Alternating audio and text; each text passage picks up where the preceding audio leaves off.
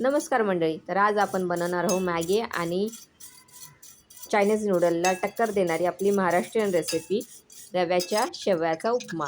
याच्यामध्ये आपण घेतले कांदा, लसूण, टोमॅटो, अद्रक, कोथिंबीर, खोबरं आणि कढीपत्ता. कढई घेतली, शेवया छान प्रकारे लालसर भाजून घेतल्या. त्यानंतर त्याच्यात टाकलं तेल. वाटण बनवण्यासाठी घेतलं कोथिंबीर, अद्रक, लसूण आणि खोबरं. आता तेलामध्ये तळून घेतला टोमॅटो आणि कांदा. चांगला लालसर परतेपर्यंत तो आपण ह्याच्यामध्ये भाजून घ्यायचा आहे. याच्यानंतर याच्यामध्ये टाकलं अद्रक, कोथिंबीर आणि लसूणचं वाटण खोबऱ्यासोबत. हे झाल्यानंतर आपण याच्यामध्ये ॲड करूया 1.5 ग्लास पाणी. ह्या पाण्याला चांगली उकळी आली की मग आपण याच्यामध्ये आपल्या भाजलेल्या शेवया परतून घेऊया आणि शिजवून घेऊया. अशी चांगली रट शिजल्यानंतर ह्या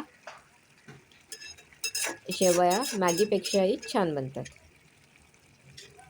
जर ह्या शेवया तुमच्या जुन्या असतील तर त्या अशा मोकळ्या होतात आणि जर त्या नवीन असतील तर त्या थोड्याफार चिकट होतात. म्हणून शेवया आधीच बनवून ठेवा आणि मग असा उपमा बनवा.